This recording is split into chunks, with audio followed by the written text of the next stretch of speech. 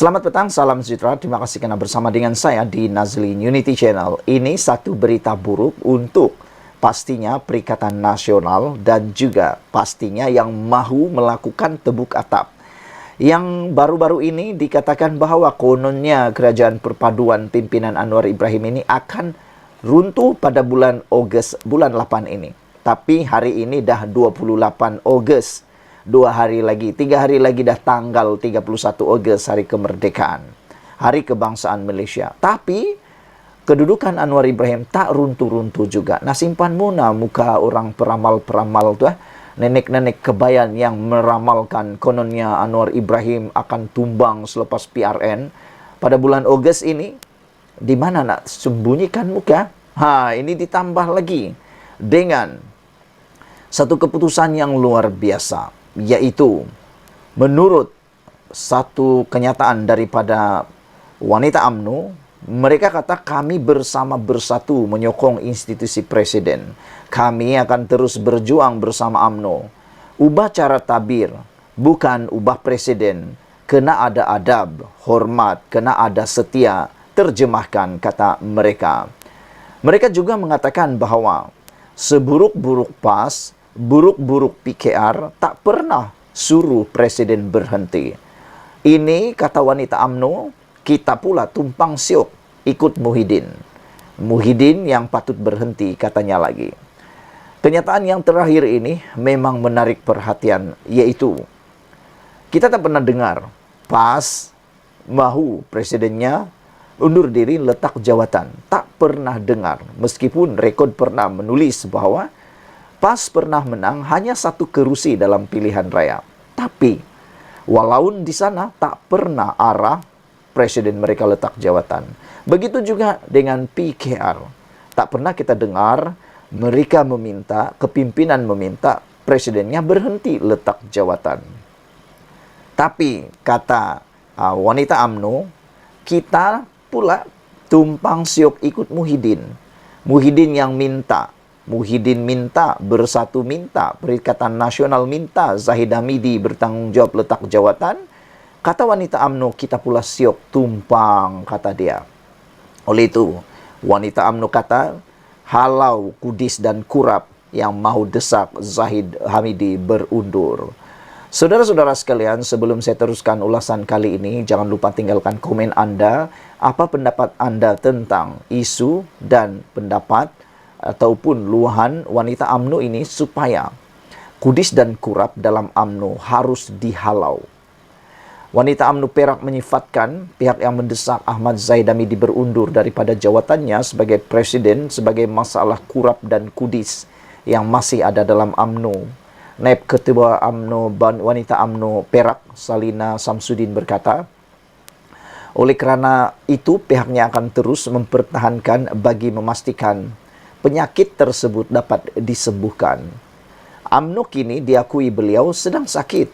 UMNO kini sedang luka. Kita ada Kudis, kita ada Kurap, kita ada Barah, tapi kita sedang merawat. Kepada Kurap-Kurap, Kudis-Kudis yang telah dibuang, jangan harap diterima kembali. Duduklah di sana diam-diam, katanya. Menurut Salina, sebagai pihak yang sayang kepada UMNO, sesiapa saja yang diangkat menjadi pemimpin, mereka akan mempertahankannya. Pihak yang tidak senang dengan pemimpin terbabit, termasuk yang masih berbaki di dalam UMNO, katanya, boleh meninggalkan parti. Jika ada di dalam ini kudis-kudis yang berbaki, kalau tak suka, sila pergi tinggalkan UMNO, kata beliau lagi. Kami sayang ayah kami. Kami akan pertahan ayah kami. Siapa jadi presiden institusi itu, kita perlu pertahan. Katanya ketika berucap kepada pemberita, berucap pada Himpunan Solidariti Wanita bersama Presiden UMNO di Pusat Dagangan Dunia Putra WTC Kuala Lumpur hari ini. Hadir sama Ketua Wanita UMNO Malaysia Noraini Ahmad, Majlis Kerja Tertinggi UMNO Ahmad Sabri Cek. Sementara itu, Ketua Wanita UMNO Kelantan Nur Wahida Patuan menyeru ahli parti supaya mencontohi semangat walaun PAS yang sentiasa setia meskipun parti mereka tewas.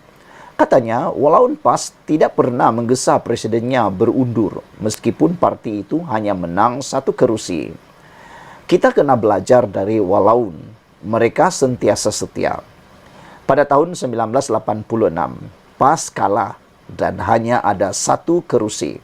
Kemudian naik 7 kerusi. Akar umbi PAS tidak desak presiden undur daripada parti. Sokong sokmo presiden katanya. Untuk rekod, Walaun adalah istilah yang digunakan pelbagai pihak. Merujuk kepada penyokong tegar PAS, Ketua Wanita Negeri 9 Bibi Sarliza Muhammad Khalid pula menyelar ahli UMNO yang terikut-ikut rentak pengerusi Perikatan Nasional Muhyiddin Yassin yang mendesak agar Ahmad Zaid Hamidi berundur. Katanya, wanita UMNO Negeri 9 bersatu menyokong presiden mereka dan akan terus berjuang seperti sepatutnya. Jika perubahan mau dibuat, tambahnya ia perlu dilakukan seperti yang diperlakukan ataupun diperlukan, bukannya menggantikan presiden. Kami bersatu menyokong institusi presiden. Kami akan terus bersatu menyokong, berjuang bersama UMNO. Ubah cara takbir bukan ubah presiden. Kena ada adab, hormat, kena ada setia, terjemahkan. Seburuk-buruk PAS, buruk-buruk PKR tak pernah suruh presiden berhenti. Ini kita tumpang siok ikut Muhyiddin. Dia Muhyiddin yang patut berhenti, kata beliau lagi. Halau Kudis dan Kurap, pendesak Zahid berundur, wanita UMNO. Sekian dulu untuk kali ini. Jangan lupa tinggalkan komen Anda, tekan butang subscribe. Kita jumpa lagi. Bye-bye. Selamat petang, salam sejahtera. Terima kasih karena bersama dengan saya di Nazilin Unity Channel. Ini berita buruk untuk Perikatan Nasional dalam PRN Pulai baru yang sedang akan berjalan ini. Saudara-saudara sekalian, menurut Sabri C, seorang ahli UMNO, dia berkata bahawa pertahan institusi presiden. Sabri beritahu kepada ahli UMNO, untuk makluman anda semua, dalam parti UMNO, perkara yang paling utama yang mereka jaga daripada zaman dahulu kala sehingga zaman moden ini ialah tentang institusi presiden. Bagi anda yang pernah menjadi ahli UMNO, yang pernah mengikuti UMNO, yang pernah menjadi penyokong UMNO, anda pasti tahu dan sedar bahawa kekuatan sebenar UMNO ialah institusi presiden UMNO. Dan saya pasti parti-parti lain juga, termasuklah parti PAS, mempunyai kekuatan kerana menghormati institusi presiden. Dengan ini, apabila Sabri C memberitahu ahli UMNO supaya mempertahankan institusi presiden, ini berita buruk untuk Perikatan Nasional. Serangan pihak lawan terhadap institusi Presiden UMNO tidak akan berhenti walaupun Zaid Hamidi melepaskan jawatan, kata pengarah komunikasi strategik Barisan Nasional BN, Sabri C. Beliau berkata ahli UMNO seharusnya mempertahankan institusi presiden kerana masalah melanda parti tidak akan selesai walaupun Zahid ditukar. Saudara-saudara sekalian, orang paling bermasalah di dunia ini ialah apabila mengarahkan orang lain letak jawatan padahal beliau juga bermasalah yang sama. Begitu juga dengan tindakan mendesak Zahid Hamidi letak jawatan adalah satu perbuatan yang pada pendapat saya benar-benar tidak bijak dan tidak relevan sama sekali. Hal ini kerana seperti yang dikatakan oleh Sabri C, ia tidak akan mampu menyelesaikan masalah, bahkan mungkin akan melanjutkan masalah atau lebih membesarkan masalah. Kerana persoalan besar ialah, kalau Zaid Hamidi letak jawatan, adakah masalah dalam UMNO akan berhenti atau bertambah besar lagi dengan perebutan kuasa pula? Siapa yang akan jadi presiden selepas itu? Nak lantik tak umat, adakah itu disukai oleh orang-orang yang di luar UMNO yang turut mahu melihat UMNO berkecai? Saudara-saudara sekalian, siapapun pemimpin UMNO, ia akan tetap jadi sasaran serangan. Jangan kata tukar Zahid yang naik kemudian akan terlepas serangan musuh, terutamanya Perikatan Nasional. Siapapun dilihat sesempurna manapun tidak akan terlepas serangan. Tiada siapa tak serang. Tiada siapa tak serang Tun Abdul Razak, Tunku Abdul Rahman, Tun Husin On, Mahathir Mohamad. Dia diserang dengan gelaran Maha Firaun, Maha Zalim, bertanggung jawab dengan pembunuhan mamali, rasuah, nepotisme, pemberian harta-harta benda kekayaan kepada anak-anaknya. Tidak apa yang tidak diserang kepada Mahathir.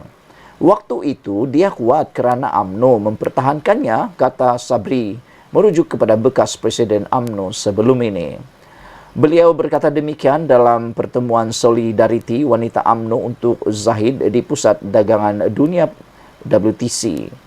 Pengurusi Felda itu berkata Zahid menjadi mangsa ditekan oleh Mahathir ketika beliau Perdana Menteri kerana enggan membubarkan UMNO. Selepas 2018 pada PRU14, orang ini memanggil Presiden kita minta UMNO diharamkan sekali lagi. Orang bernama Zaid kata, saya tak benarkan UMNO diharamkan. Akibatnya, kamu terpaksa berhadapan rintangan, cabaran dan karena tak terfikir oleh kamu, kata beliau. Sabri berkata, turut menjadi mangsa bekas Presiden UMNO ialah Najib Razak yang kini menjalani hukuman penjara. Sudah tentu Zahid yang tidak ada kuasa politik waktu itu lebih parah jadi mangsa dan tiada jaminan siapa selepas Zahid tidak jadi sasaran serangan musuh, katanya lagi. Saudara-saudara sekalian, dengan membacakan artikel daripada mykmu.net ini, saya mula terfikir dan saya mula mendapat pencerahan cahaya bahawa betullah dalam institusi Presiden UMNO ini, yang perlu dipertahankan ialah presidennya. Jatuh bangun UMNO ialah presidennya. Walaupun mungkin ramai yang tak suka dengan Zahid Hamidi, termasuk kerana ada pertuduhan mahkamah, tapi jangan dilupa, musuh politik Zahid Hamidi pun sekarang ini ada pertuduhan mahkamah. Dan salah satu persoalan ataupun salah satu pencerahan daripada Sabri Cik ini membuka minda kita semua, yaitu sehingga orang yang disukai oleh parti pembangkang, khususnya yang mahu Presiden UMNO itu letak jawatan, mereka tidak akan berhenti menyerang. Siapapun yang diletakkan sebagai Presiden UMNO, kalau itu tidak disukai oleh parti pembangkang, tentulah mereka akan mahu yang letak jawatan. Sehinggalah yang paling lemah. Jadi oleh itu, boleh mungkin kita simpulkan rumusan, Zahid Hamidi ialah pemimpin yang kuat, tegar, degil, apalagi benar-benar mempertahankan UMNO, kuat dan sanggup berdepan risiko besar. Itu sebab mungkin musuh politiknya mahu menjatuhkan beliau. Hanya disukai kalau yang lemah jadi Presiden UMNO, yang disukai oleh musuh-musuh politik UMNO. Yang peliknya ialah siapakah yang disukai oleh musuh UMNO itu. Dan yang peliknya ialah pemimpin-pemimpin UMNO dalam UMNO sendiri begitu pada waktu ini seakan-akan tiada pun yang mencadangkan Zahid Hamidi letak jawatan. Cuma daripada luar pimpinan UMNO, bahkan yang dipengaruhi oleh musuh di luar sana, yang mahu pula Zahid Hamidi letak jawatan. Tapi itu pula yang dicanang-canang. Jadi terpulanglah pada anda, fikir-fikirkan. Kalau Zahid Hamidi letak jawatan, masalah UMNO selesaikah atau lebih bertambah parah? Kalau ia selesai, bolehlah letak jawatan. Tapi kalau tidak ada penyelesaian dan ia akan jadi lebih rumit, lebih parah, bahkan mengambil masa bertahun-tahun untuk pulih lagi akibat perpecahan kerana pemilihan presiden yang baru, berlaku lagi pecah di sana, pecah di sini, gaduh sini, gaduh sana. Iyalah kan, nak pemilih menjadi pemimpin itu perlu perseteruan sementara. Mesti akan wujud blok-blok tertentu yang menyokong si anu, dan si anu. Sekian dulu untuk kali ini. Jangan lupa tinggalkan komen anda untuk kali ini. Ahli UMNO perlu pertahan institusi presiden, kata Sabri Cik. Jumpa lagi. Bye-bye. Selamat datang, salam sejahtera. Terima kasih karena bersama dengan saya di Nazilin Unity Channel.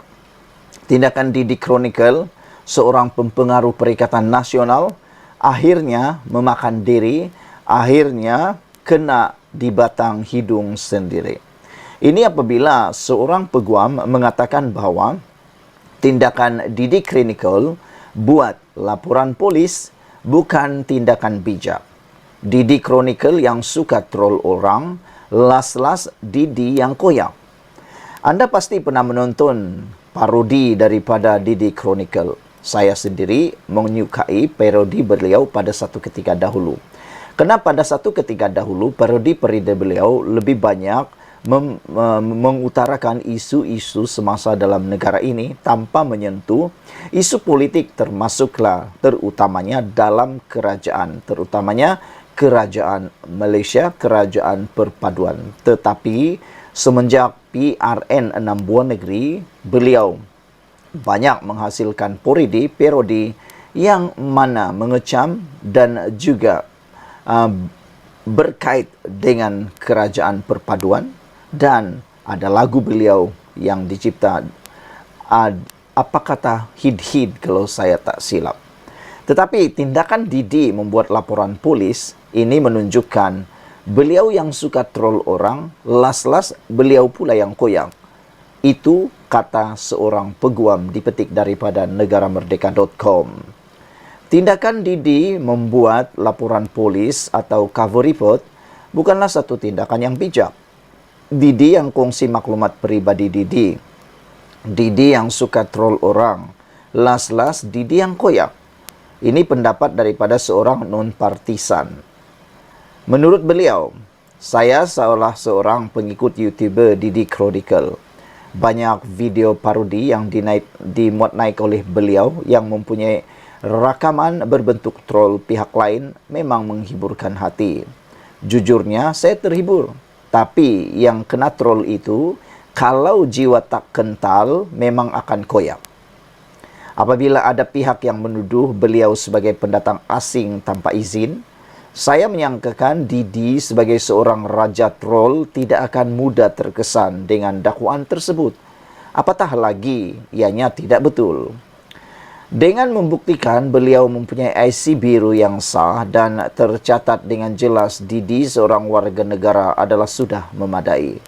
Selebihnya, apa yang orang kata tidak lagi memberi kesan kepada Didi dan biarlah mereka malu sendiri.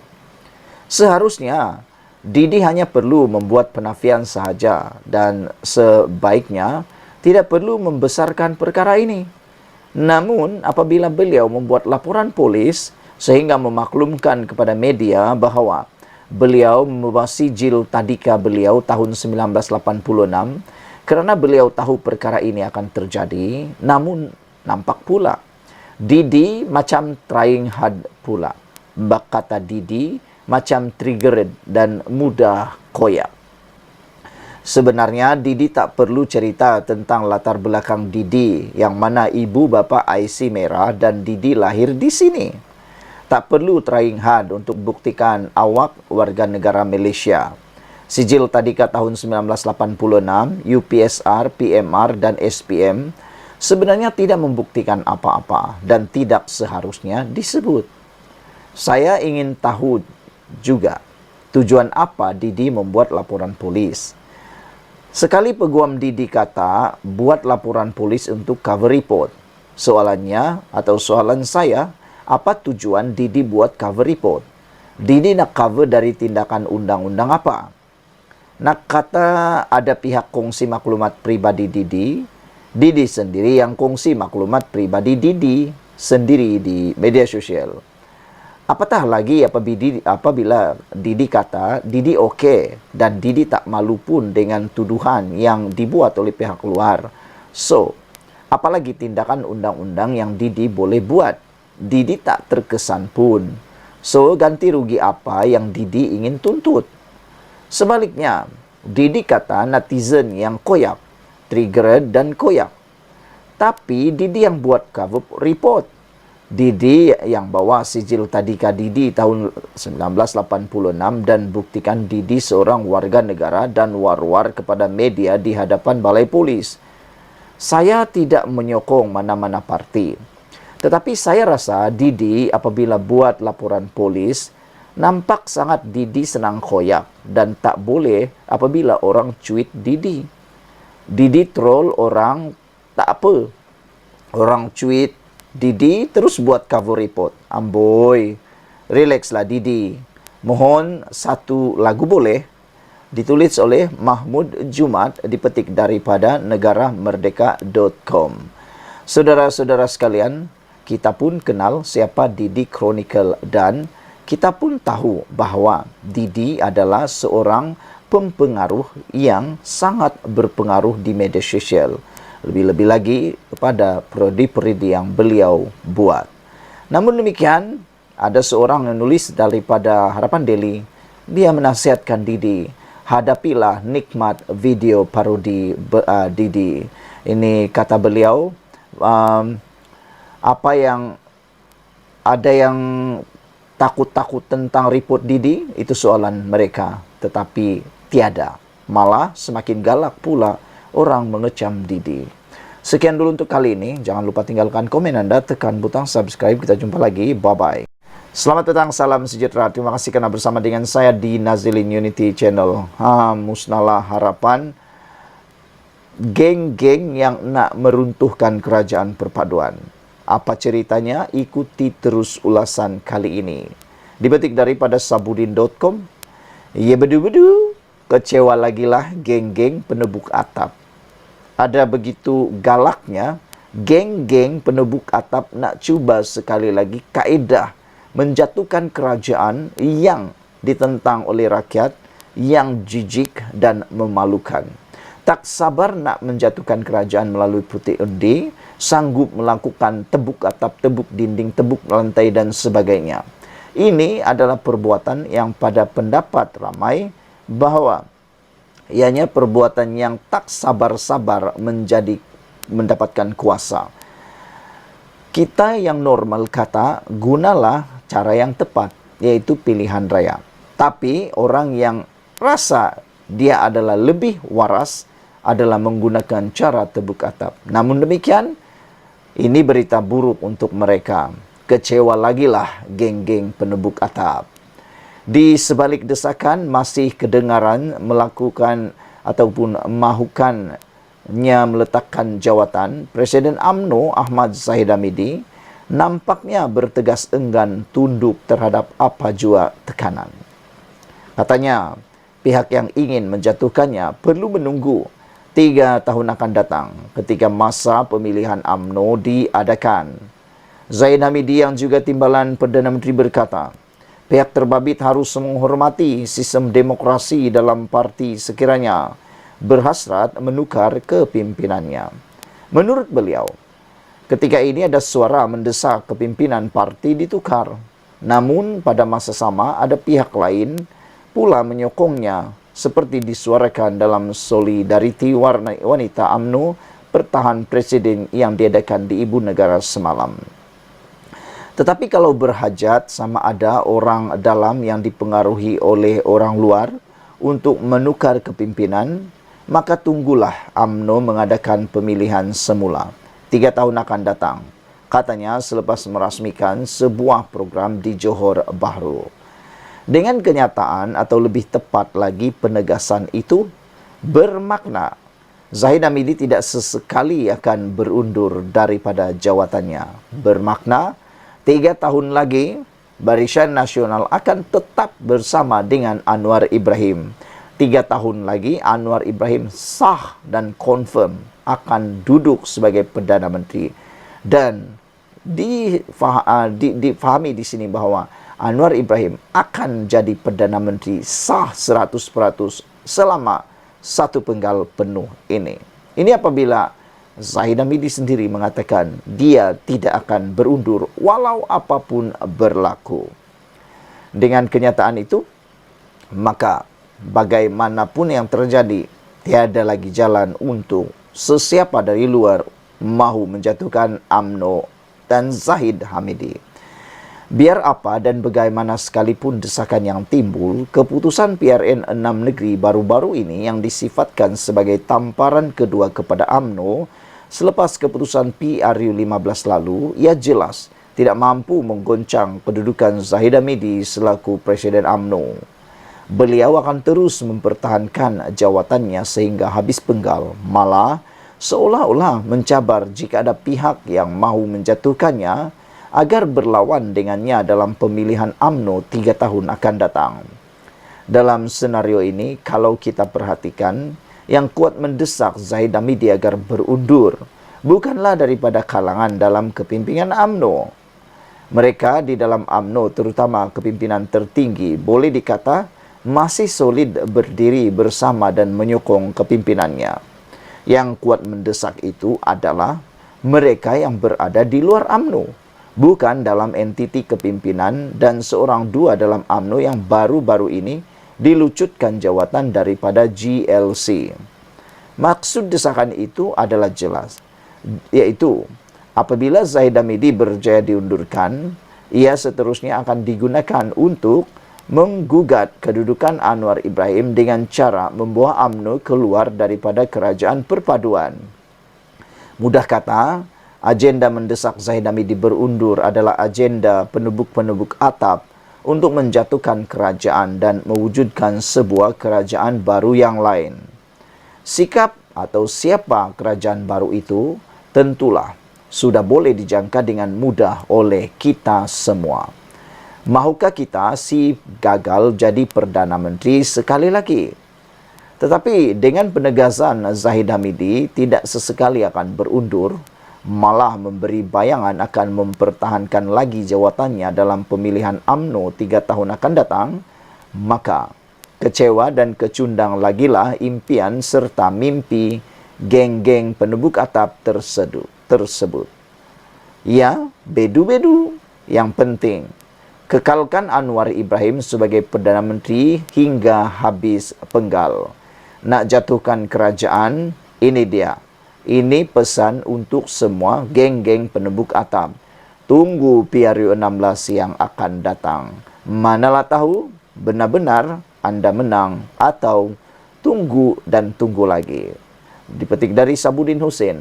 Sekian dulu untuk kali ini. Jangan lupa tinggalkan komen Anda, tekan butang subscribe. Kita jumpa lagi. Bye-bye. Selamat datang, salam sejahtera. Isu yang hangat petang ini adalah berkaitan dengan pempengaruh Perikatan Nasional yang amat terkenal. Dan salah seorang yang pernah mengenali beliau dan saya suka dengan periode beliau, saya sendiri, yaitu Didi Chronicle, YouTuber dan juga pempengaruh Perikatan Nasional. Baru-baru ini hangat di dalam media sosial apabila ada dakwaan mengatakan bahawa kononnya Didi Chronicle adalah seorang warga asing. Namun demikian, perkara itu adalah palsu dan dinafikan terus oleh Didi Chronicle. Namun parodi-parodi yang dibuat oleh Didi Chronicle banyak sekali menyinggung dan juga memperlekeh, dan bahkan ada juga yang mengoyakkan musuh-musuh politik Perikatan Nasional, yaitu Pakatan Harapan BN. Namun ada satu surat yang amat menarik untuk kita dengar baik-baik, bagus-bagus. Buka minda, buka hati, sebarkan berita ini. Hadapilah nikmat video parodi. Ini surat terbuka kepada pempengaruh Perikatan Nasional, dipetik daripada Harapan Daily oleh Ahmad M. Effendi. Tuan Didi Chronicle ini sedang mempertahankan haknya sebagai rakyat Malaysia. Dia mengakui ibu bapanya merupakan pemegang kad pengenalan merah. Rumusan merupakan penduduk tempatan atau penduduk tetap Malaysia. Saya juga ada rakan yang pegang kad pengenalan merah. Siapa kahwin 3 lagi di Malaysia. Tuan Didi harus memahami satu perkara apabila memilih untuk menjadi pempengaruh Perikatan Nasional PN. Dalam gabungan parti itu ada ekstremis Cina dari Gerakan, ekstremis agama dari PAS, dan ekstremis bangsa dari Bersatu. Apabila Tuan Didi membuat video lagu parodi memperleceh gabungan perpaduan Pakatan Harapan PH dan Barisan Nasional BN, banyak golongan yang menyokong atau menjadi penyokong PH ini merupakan orang yang melawan ekstremis perkauman, melawan rasuah dan melawan ulama jahat. Buatlah kajian terhadap penyokong PH. Tuan Didi akan mendapati nombor 1, 20% adalah golongan B40. Nomor 2, 80% golongan M40. Nomor 3, 80% golongan T20. Sebab itu, Tuan Didi boleh lihat, dalam PRN lepas, kawasan DUN yang dimenangi PN adalah terdiri daripada kawasan yang banyak penduduk B40. Maafkan saya, iaitu B40.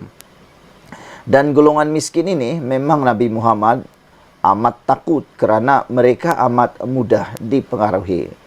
Abu Naim melaporkan bahawa Nabi Muhammad berkata, kemiskinan itu dekat dengan kekufuran. Banyak ulama membahaskan yang hadis ini lemah riwayatnya, namun kalau dilihat dalam kehidupan semasa, banyak punca jenayah dan lemah daya fikir berlaku kerana miskin. Faktor itu jualah dalam kajian psikologi pemikiran wujud, rich thinking and poor thinking, pemikiran kaya dan pemikiran miskin. Ketakutan kepada DAP adalah salah satu pemikiran miskin walaupun sungguh selesa sekali bekerja dalam negeri di bawah pentadbiran DAP.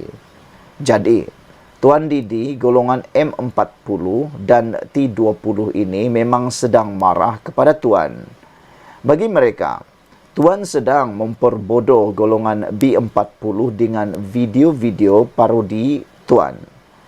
Sayang mereka kepada Melayu ini tidak sama maksudnya dengan sayang Perikatan Nasional kepada Melayu. Takut Melayu ditindas DAP.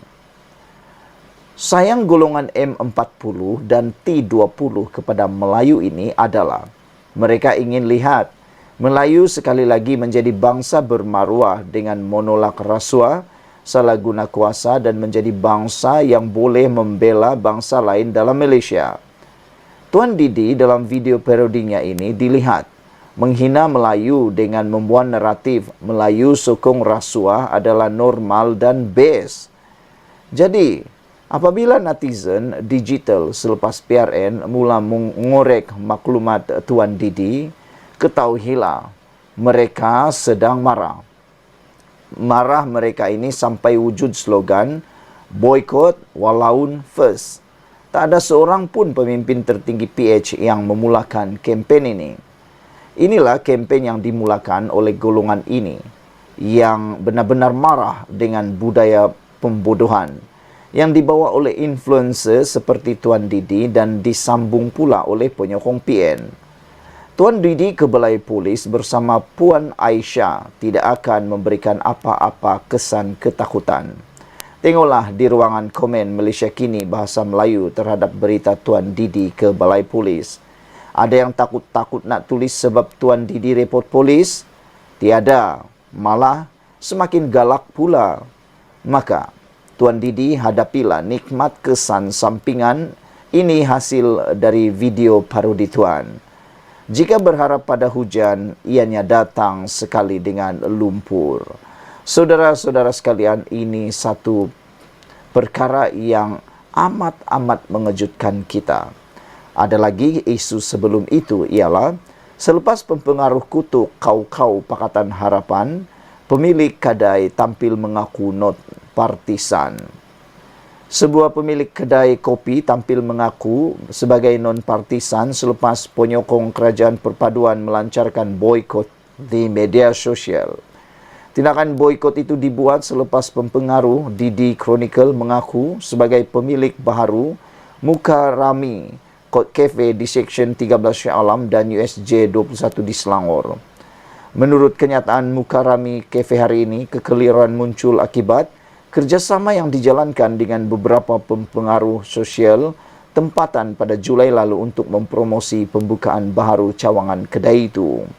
tanpa menyebut nama-nama pempengaruh. Katanya, kerjasama dan kandungan yang dicipta bagi tujuan promosi itu hanyalah hiburan ringan.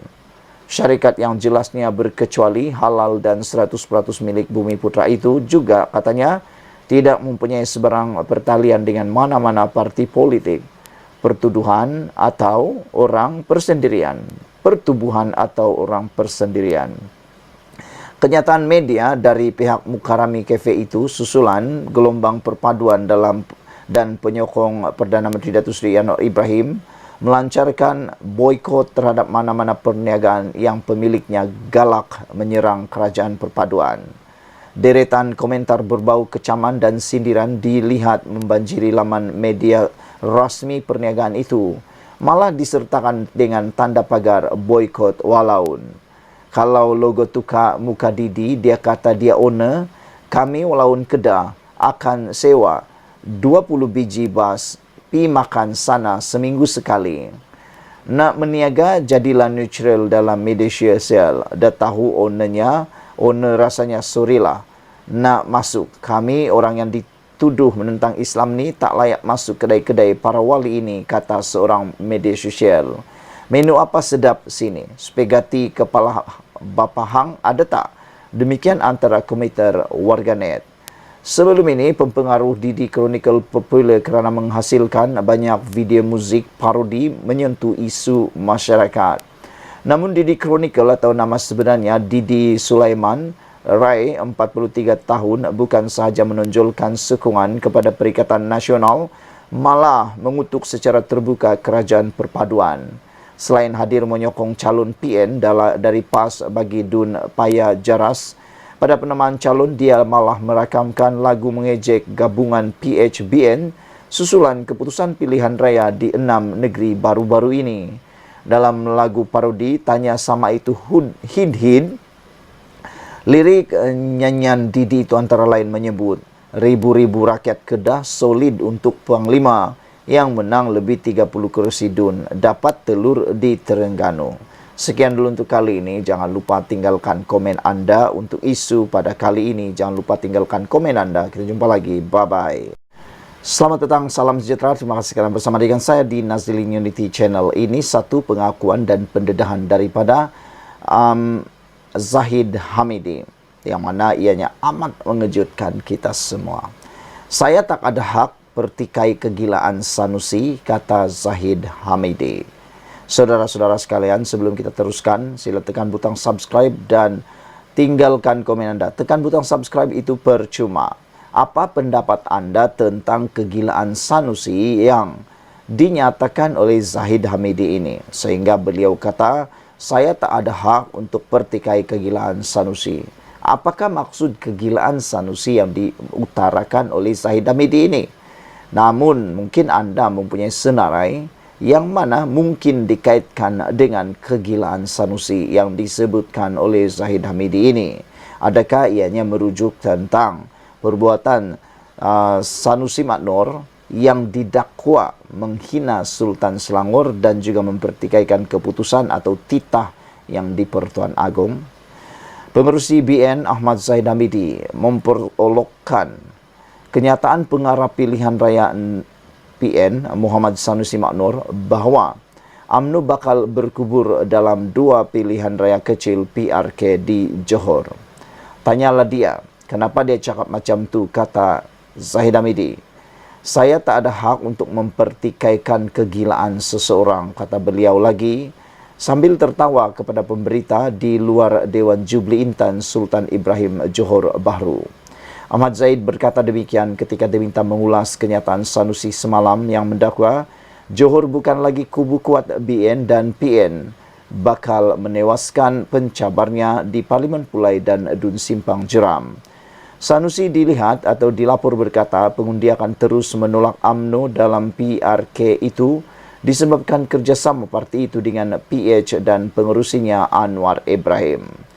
Sampai masa sudah, BNPH akan terbalik dengan gelombang ini di sini di Johor. Dilahirkan di sini juga untuk kuburnya, bukan lagi kubu kuat, katanya dipetik utusan Malaysia. Terdahulu, Ahmad Zaid Abidi bersama pemimpin dan penyokong BNPH mengiringi calon gabungan itu bagi kerusi Parlimen Pulai Suhaizan Kayat ke pusat penamaan calon di Dewan Jubli Intan Sultan Ibrahim Johor Bahru. Ahmad Zaid berkata sokongan yang ditunjukkan ketika penamaan calon hari ini menunjukkan keserasian antara parti dalam kerajaan hari ini yang bukan sahaja membabitkan komponen BN malah antara PH dan GRS. Ditemui pemberita selepas pengumuman calon, Suhaizan berkata dia memulakan khidmat di Pulai sebagai setiausaha politik kepada Allahyarham Salahuddin Ayub selepas penyandang ahli Parlimen Pulai itu dilantik sebagai Menteri Perdagangan Dalam Negeri dan Kos Saraidu.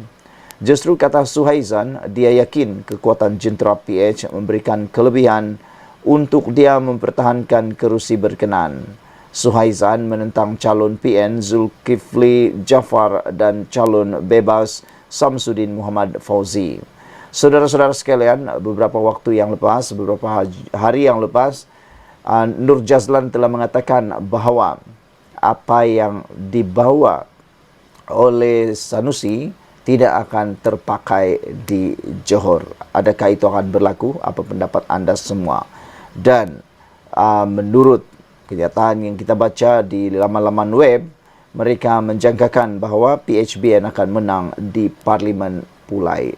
Sekian dulu untuk kali ini. Jangan lupa tinggalkan komen anda, tekan butang subscribe. Kita jumpa lagi. Bye-bye.